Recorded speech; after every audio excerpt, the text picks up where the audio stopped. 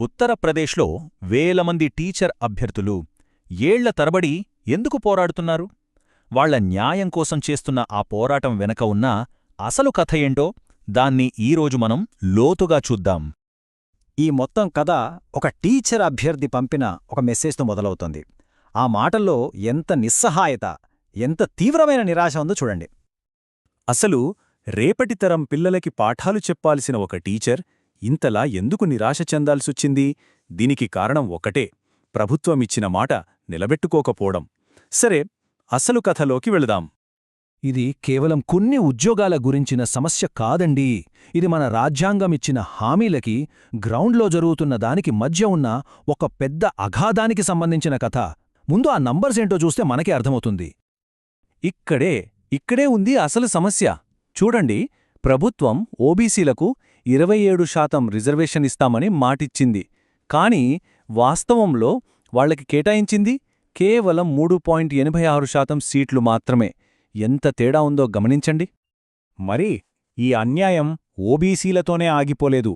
Scheduled కులాల వాళ్లకి, అంటే ఎస్సీలకు ఇవ్వాల్సిన 21% కోటాని కూడా 16.6%కి తగ్గించేశారు. అంటే 2 వర్గాలకి దక్కాల్సిన అవకాశాల్లో పెద్ద కోతపడిందన్నమాట. సో మొత్తంమీద చూసుకుంటే ఈ రిజర్వ్డ్ కేటగిరీల అభ్యర్థులకు దక్కాల్సిన దాదాపు 20,000 ఉద్యోగాలు వాళ్లకు అందలేదనేది ప్రధాన ఆరోపణ. 20,000 ఇది అస్సలు చిన్న నంబర్ కాదు.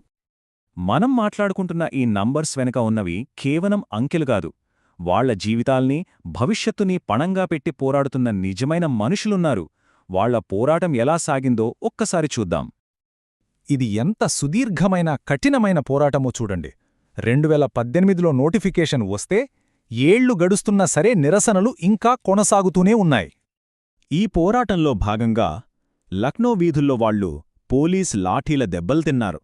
లెక్కలేనన్నిసార్లు అరెస్ట్ అయ్యారు. సంవత్సరాల తరబడి ఒక అనిశ్చితిలో బతికారు.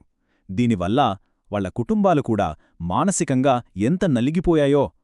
పైగా తప్పుడు కేసులు కూడా ఎదుర్కోవాల్సి వచ్చింది. వాళ్ళు ఏమంటున్నారంటే, ఇదేదో ఆఫీసుల్లో జరిగిన పొరపాటు కాదు, కేవలం వెనుకబడిన దళిత సమాజాలకు చెందినవాళ్లమైనందుకే మమ్మల్నిలా శిక్షిస్తున్నారు అని వాళ్ల ఆవేదన. సరే, న్యాయం కోసం వీళ్లు సిస్టమ్ను ఆశ్రయిస్తే వాళ్ళకెదురైంది ఏటో తెలుసా? పూర్తి నిశ్శబ్దం, అంతలేని జాప్యం. అయితే ఈ పోరాటంలో ఒక ముఖ్యమైన మలుపు వచ్చింది. National commission for backward classes, అంటే ఎన్సీబీసీ రంగంలోకి దిగింది. ఇది ఒక రాజ్యాంగబద్ధమైన సంస్థ. వాళ్లు విచారణ చేసి, అవును, అభ్యర్థులు చెప్తున్నది నిజమే, రిజర్వేషన్ల ఉల్లంఘన జరిగిందేని నిర్ధారించారు. కేసు సుప్రీంకోర్టు దాకా వెళ్ళిందే.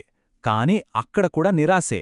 ఎందుకంటే ప్రభుత్వ లాయర్లు కావాలనే విచారణకు రావట్లేదని, దానివల్ల కేసు వాయిదాల మీద వాయిదాలు పడుతూనే ఉంది తప్ప తీర్పు రావట్లేదని నిరసనకారులు వాపోతున్నారు. అదే తారీఖ్ పే తారీఖ్ అన్నట్టు.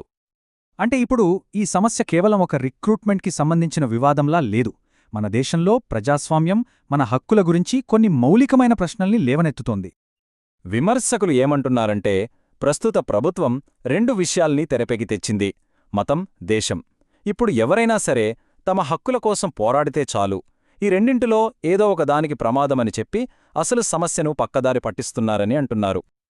ఇది మనందర్నీ ఒక పెద్ద ప్రశ్న ముందు నిలబెడుతుంది. రాజ్యాంగమిచ్చిన హక్కుల్ని అమలు చేయమని అడగటం, ఇది కేవలం ఒక ఉద్యోగ నియామకం కోసం చేస్తున్న నిరసనేనా, లేక మన రాజ్యాంగాన్ని కాపాడుకోవడం కోసం చేస్తున్న పోరాటమా? అందుకే ఈ యాక్టివిస్టులు ఇచ్చే సందేశం ఒక్కటే: ఇలాంటి విభజన రాజకీయాల్లో చిక్కుకోకుండా మన రాజ్యాంగం లాంటి ప్రజాస్వామ్య పద్ధతుల్ని ఉపయోగించి ప్రభుత్వాన్ని జవాబుదారీగా నిలబెట్టాలి. చివరిగా ఇది మన ముందు ఒక కీలకమైన ప్రశ్నను ఉంచుతుంది. ప్రజాస్వామ్యంలో తలను లెక్కిస్తారు కాని తూకం వేయరు అంటారు. మరి అలాంటప్పుడు ఈ వేలాది మంది ప్రజల లెక్కింపుకు విలువ ఎప్పుడొస్తుంది? వాళ్ల గొంతుక ఎప్పుడు వినపడుతుంది?